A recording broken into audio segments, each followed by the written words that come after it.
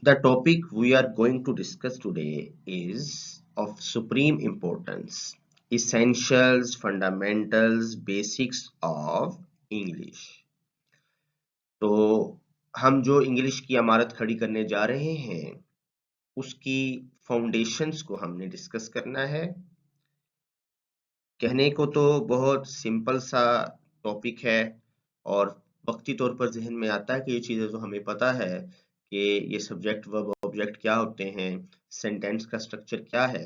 लेकिन जब हम इसे एक्सप्लोर करेंगे तो यकीनन हमारे इल्म में इजाफा होगा और हमारी कुछ कन्फ्यूजन्स वक्ती तौर पर जो हमें कभी कभी तंग करती हैं वो हमेशा के लिए इंशाल्लाह रिमूव हो जाएंगी। तो आइए बढ़ते हैं इसेंशियल्स ऑफ इंग्लिश, फंडामेंटल्स और basics of English language. Just to remind myself and you, if you are not willing to learn, no one can help you. But if you are determined to learn, no one can stop you.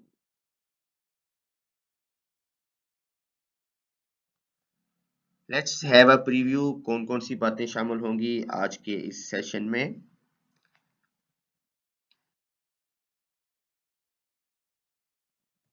हमारा area of focus, हमारा interest लाई करेगा आज के लिए English sentence structure पे। एक normal, एक average English sentence में कौन कौन सी कंस्ट्रक्शन है, उसमें क्या पार्ट्स हैं, उनकी अरेंजमेंट क्या होती है।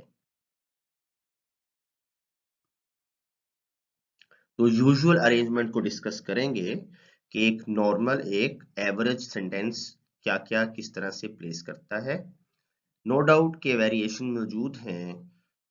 तो सब्जेक्ट वर्ब ऑब्जेक्ट जिसे हम एसवीओ के साथ जानते हैं, ये एक यूजुअल अरेंजमेंट है इंग्लिश सेंटेंस की।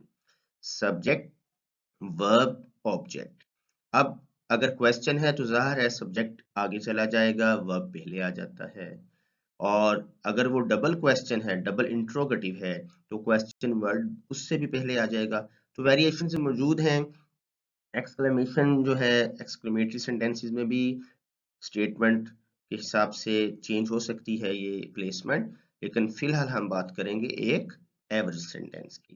तो हमें इन तीन चीजों के बारे में किसी भी किस्म की जो एम्बिगुइटी है उसको रिमूव करना है।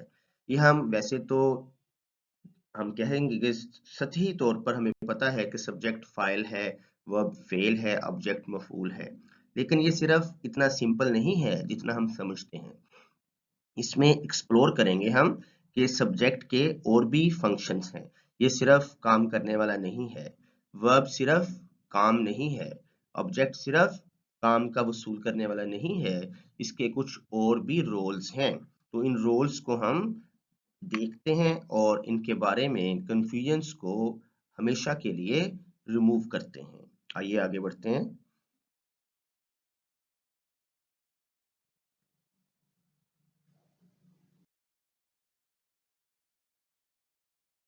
लेट्स गेट स्टार्टेड जी। आइए कुछ सेंटेंसेस देखते हैं और फिर देखते हैं कि सब्जेक्ट वर्ब ऑब्जेक्ट क्या है जी। The very first sentence is we take exercise. तो आप जज कीजिए कि इसमें सब्जेक्ट कौन सा होगा। मैं सेकंड सेंटेंस ला रहा हूं आपके सामने। That is exercise is taken by us. And the third sentence is he seemed happy. तो देखिए सब्जेक्ट यहाँ कौन से हैं। तो डेफिनेटली आपके जहन में सब्जेक्ट की डेफिनेशन है कि सब्जेक्ट से मुराद one that performs the action, one who or that performs the action. तो पहले सेंटेंस में हमें मिल गया वी टेक एक्सरसाइज, डेफिनेटली यहाँ ये सब्जेक्ट है। अब सेकंड सेंटेंस में देखिए exercise is taken by us. तो आपकी नजर में एक्सरसाइज सब्जेक्ट है या अस सब्जेक्ट है जी। डेफिनेटली आपके जहन में अस आ रहा होगा क्योंकि us is the performer of the action. लेकिन ऐसा नहीं है। देखिए यहाँ क्या है, एक्सरसाइज है। क्यों एक्सरसाइज है, अभी हम इस कंफ्यूजन को दूर करते हैं। थर्ड सेंटेंस में आए। अब यहाँ ही सीम्ड हैप्पी में कोई भी ऐसा नाउन या प्रोनाउन हमें नजर नहीं आ रहा जो एक्शन परफॉर्म करे। इसका मतलब यहाँ पे सब्जेक्ट नहीं है। क्या अंदाजा है आपका? Here comes the answer, here is he is the subject. तो ये 3 एग्जांपल्स को हमने जब कॉन्सेंट्रेट किया तो हमें पता चला कि पहले में वी, सेकंड में एक्सरसाइज और थर्ड में ही है। तो इससे मुराद ये हुई कि सब्जेक्ट हमेशा काम का करने वाला नहीं होता। सब्जेक्ट क्या है? सेंटेंस का सबसे अहम हिस्सा जिसके बारे में हम बात करते हैं, चाहे वो काम करे जैसे फर्स्ट सेंटेंस, चाहे वो रिसीव करे जैसा कि सेकंड सेंटेंस एक्सरसाइज, और चाहे वो कोई काम कर रहा है या वसूल कर रहा है या कुछ भी ना करे। थर्ड सेंटेंस में आपने देखा कि ही ना तो परफॉर्मर ऑफ द एक्शन है और ना ही रिसीवर ऑफ द एक्शन है, और इस पूरे सेंटेंस में एक्शन है ही नहीं। तो इसका मतलब फिर भी हमने ही को क्यों सब्जेक्ट दिया है? क्योंकि सेंटेंस का सबसे अहम हिस्सा सब्जेक्ट कहलाता है, एसवीओ, सब्जेक्ट वर्ब ऑब्जेक्ट की प्लेसमेंट के हिसाब से। तो तीनों सेंटेंसेस में हमें सब्जेक्ट मिला। अब इसी को थोड़ा सा आगे बढ़ाते हैं और अब आप अच्छे तरीके से, आई होप, कि इनको आइडेंटिफाई करेंगे। नेक्स्ट सेंटेंस,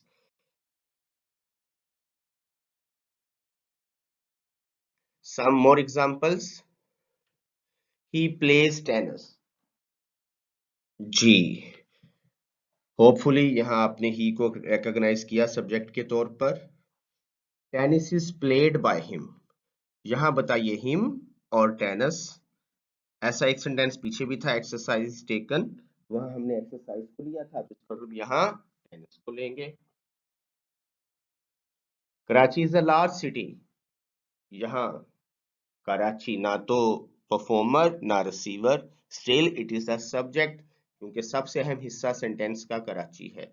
ऊपर वाले में टेनिस है, इसलिए टेनिस और कराची यहाँ सब्जेक्ट्स हो गए। The robbers have been arrested. Robbers को अरेस्ट किया जा चुका है, एक्शन परफॉर्म नहीं कर रहे, इसके बावजूद रॉबर्स यहाँ सब्जेक्ट है। तो here comes the set of answers, he, tennis, Karachi and robbers. तो सब्जेक्ट के बारे में एक बात पक्की हो गई कि हमेशा परफॉर्मर ऑफ द एक्शन नहीं है।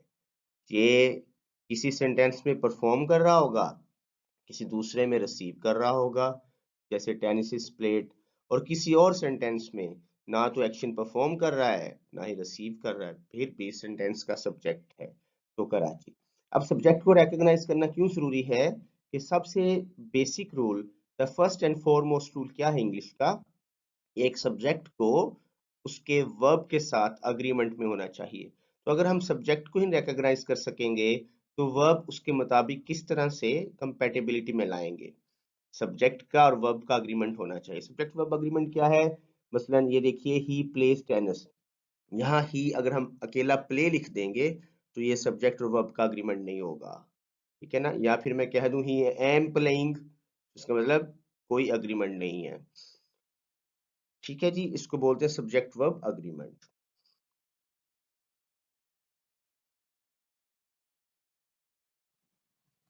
तो क्या हमारा कंक्लूजन हुआ? Uh subject is the most important person or thing we speak about. It may play one of the three functions. It may perform some action, जैसा कि हमने एग्जांपल से देखा, और it may receive some action,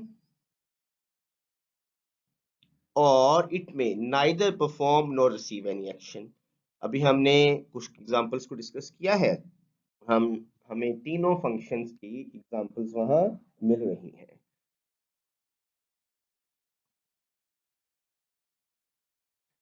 आगे बढ़ते हैं, अब वर्ब के बारे में बात करते हैं।